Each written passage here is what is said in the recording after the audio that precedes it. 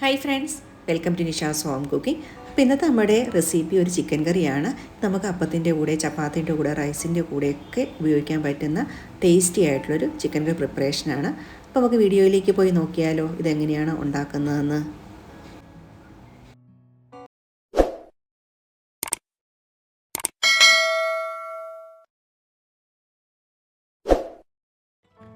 Chicken കറി ഉണ്ടാക്കാനായിട്ട് ഞാനിവിടെ എടുത്തിരിക്കുന്ന 1 കിലോ ചിക്കനാണ്. വിനാഗിരി ഉപ്പൊക്കെ ഇട്ട് നല്ലപോലെ വാഷ് ചെയ്തെടുത്തതാണ്. നമുക്ക് മാരിനേറ്റ് ചെയ്യാനായിട്ട് ഇപ്പം ഞാൻ അതിനകത്തോട്ട് 1/2 ടീസ്പൂൺ മഞ്ഞൾപ്പൊടി ഇട്ട് കൊടുത്ത് 1 ടേബിൾ സ്പൂണാണ് മല്ലിപ്പൊടി ഇടുന്നത്. 1 ടേബിൾ സ്പൂൺ കാശ്മീരി ചില്ലി പൗഡറും കൂടി ചേർത്ത് കൊടുക്കാം.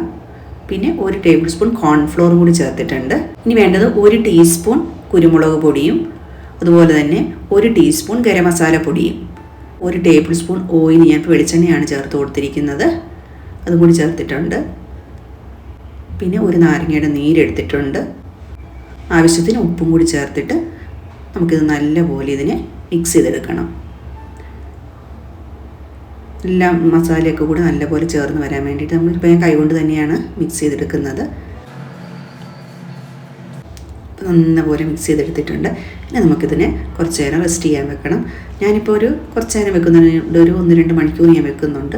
അപ്പം നമ്മൾ ഇതുപോലെ കറി ഉണ്ടാക്കുമ്പോൾ മാരിനേറ്റ് ചെയ്യുമ്പോൾ മിനിമം അരമണിക്കൂർ തൊട്ടെങ്കിലും വെക്കണം. ഇങ്ങനെയാണെങ്കിലാണ് ഇതിനകത്ത് മസാലയെല്ലാം നന്നായിട്ട് കയറി പിടിച്ച് അതുപോലെ നല്ല സോഫ്റ്റായിട്ട് ചിക്കൻ കിട്ടുകയും ചെയ്യും. നല്ല ടേസ്റ്റുള്ള കറി ഉണ്ടാക്കാനും പറ്റും. ഇനി നമ്മുടെ ഗ്രേവിക്ക് ആവശ്യമായ ഐറ്റംസൊക്കെ ഞാൻ എടുത്ത് വെച്ചിട്ടുണ്ട്. ഒരു മീഡിയം സൈസ് 3 സവോള എടുത്തിട്ടുണ്ട്, അതൊരു 200 ഗ്രാം കാണും. പിന്നെ 1 പീസ് ഇഞ്ചി എടുത്തിട്ടുണ്ട്, 3 പച്ചമുളക് എടുത്തു, നല്ല പഴുത്ത ഒരു തക്കാളി എടുത്തിട്ടുണ്ട്, ഒരു 10-12 അല്ലി വെളുത്തുള്ളി, 2 കറിവേപ്പില. സവോള നല്ലപോലെ നൈസാക്കി അരിഞ്ഞെടുത്തിട്ടുണ്ട്. അതുപോലെ തന്നെ തക്കാളി മിക്സിയിലാണ് അടിച്ചെടുത്തത്, വെള്ളമൊന്നും ചേർക്കാതെയാണ് അടിച്ചെടുത്തിരിക്കുന്നത്. ഇഞ്ചിയും വെളുത്തുള്ളിയും പച്ചമുളകും കൂടി ഞാൻ ചതച്ചാണ് എടുത്തത്.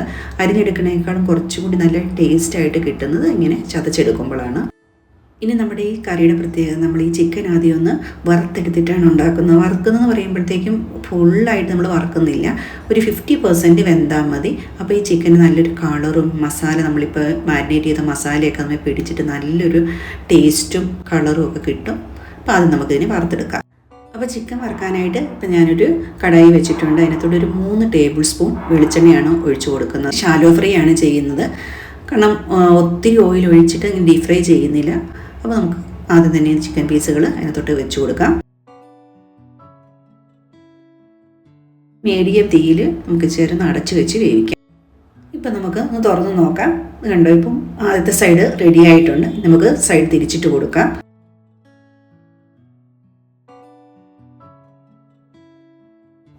ഇപ്പം നമ്മുടെ ചിക്കൻ പീസുകളെല്ലാം നമ്മൾ കറക്റ്റായിട്ട് തിരിച്ചിട്ട് കൊടുത്തിട്ടുണ്ട്. കണ്ടോ, ഇപ്പോൾ നല്ലപോലെ മിക്സാക്കി വെച്ചിട്ടുണ്ട്. ഇനി നമുക്ക് ഇതുപോലെ നേരത്തെ പോലെ തന്നെ ഈ സൈഡ് മൂത്ത് വരുന്നത് വരെ ഇതിനെ ഒന്ന് അടച്ചു വെച്ച് കൊടുക്കാം. ഇപ്പോൾ ഒരു 10 മിനിറ്റ് കഴിഞ്ഞിട്ടുണ്ട്. നമ്മുടെ അപ്പുറത്തെ സൈഡ് നല്ലപോലെ മൂത്ത് വന്നിട്ടുണ്ട്. ചിക്കൻ്റെ 2 സൈഡും കറക്റ്റായിട്ട് റെഡിയായി വന്നിട്ടുണ്ട്. ഇനി നമുക്കിത് ചിക്കൻ ഓഫ് ചെയ്ത് വെക്കാം. നെക്സ്റ്റ് നമുക്ക് ഗ്രേവി പ്രിപ്പറേഷൻ സ്റ്റാർട്ട് ചെയ്യാം. അപ്പോൾ അതുപോലെ തന്നെ ഞാനൊരു കടായി വെച്ചിട്ട് അതിനകത്തോട്ട് 1 ടേബിൾ സ്പൂൺ വെളിച്ചെണ്ണയാണ് ഒഴിച്ചു കൊടുത്തത്. ചതച്ച് വെച്ചിരിക്കുന്ന ഇഞ്ചിയും വെളുത്തുള്ളിയും പച്ചമുളകും കൂടി ചേർത്ത് കൊടുക്കും.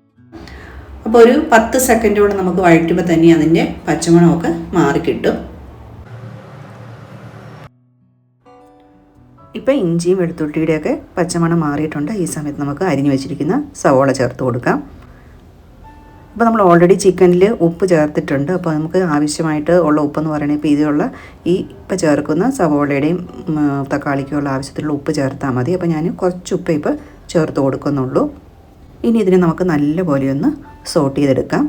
കാരണം ചിക്കൻ കറിയൊക്കെ ഉണ്ടാക്കുമ്പോഴത്തേക്ക് അതിൻ്റെ ടേസ്റ്റ് കിട്ടണമെങ്കിൽ ഈ സവോളയൊക്കെ നല്ലപോലെ സോട്ട് ചെയ്തിരിക്കണം, എന്നാലാണ് അതിൻ്റെ കറക്റ്റായിട്ടുള്ള ടേസ്റ്റ് കിട്ടുന്നത്.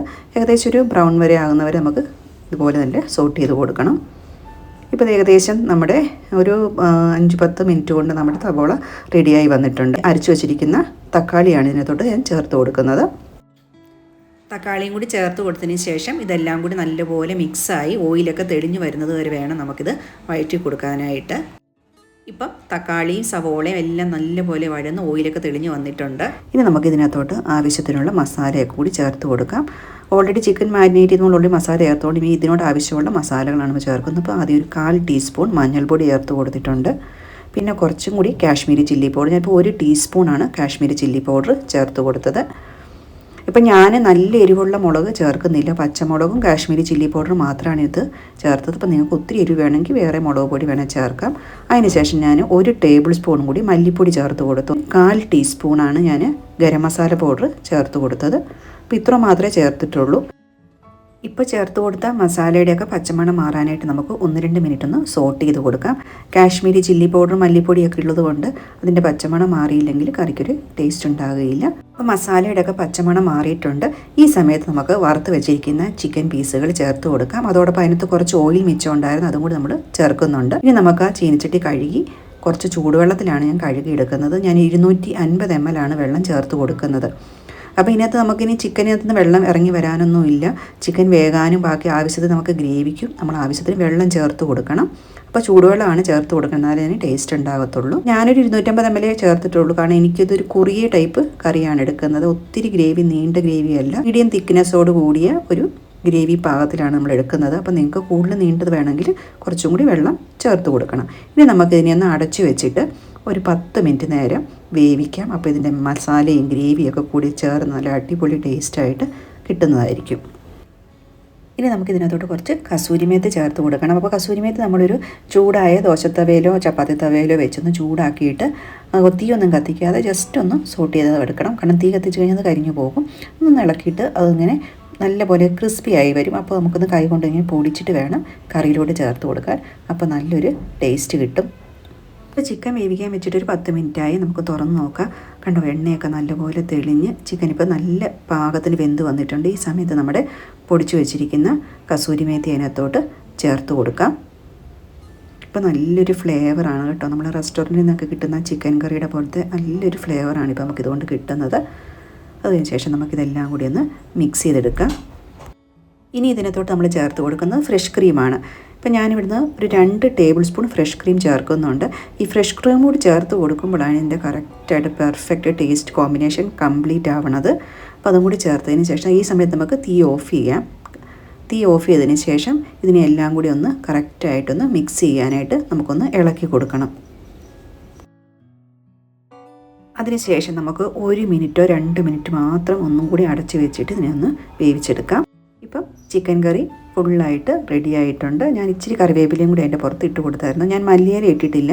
ഇപ്പം നിങ്ങൾക്ക് മല്ലിയിലയും കൂടി ഇതിൻ്റെ കൂടെ ചേർക്കണമെന്നുണ്ടെങ്കിൽ ചേർത്ത് കൊടുക്കാം. നമ്മുടെ കറി റെഡി ആയിട്ടുണ്ട്. നമുക്കൊന്ന് ഓഫ് ചെയ്തിട്ട് അത് സെർവ് ചെയ്യാം.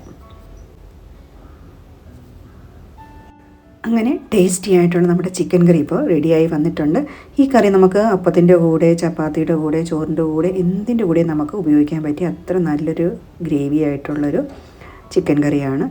അപ്പോൾ നിങ്ങൾക്ക് എല്ലാവർക്കും ഈ കറി ഇഷ്ടപ്പെട്ടുവെങ്കിൽ ഒരു പ്രാവശ്യം ഒന്ന് ട്രൈ ചെയ്ത് നോക്കുക. ട്രൈ ചെയ്തതിന് ശേഷം നിങ്ങളുടെ ഫീഡ്ബാക്കൊക്കെ അറിയിക്കുക. അതുപോലെ തന്നെ എൻ്റെ ചാനൽ ഇതുവരെ സബ്സ്ക്രൈബ് ചെയ്തിട്ടില്ല എങ്കിൽ ഒന്ന് സബ്സ്ക്രൈബ് ചെയ്യുക. അതോടൊപ്പം തന്നെ തൊട്ടടുത്തുള്ള ബെൽ ബട്ടൺ പ്രസ് ചെയ്യുകയാണെങ്കിൽ ഞാൻ പുതുതായിട്ടിടുന്ന വീഡിയോസിൻ്റെയൊക്കെ നോട്ടിഫിക്കേഷൻസ് കിട്ടുന്നതായിരിക്കും. Thank you for watching. Next നല്ലൊരു വീഡിയോ ആയിട്ട് കാണുന്നവരെ എല്ലാവർക്കും ബൈ.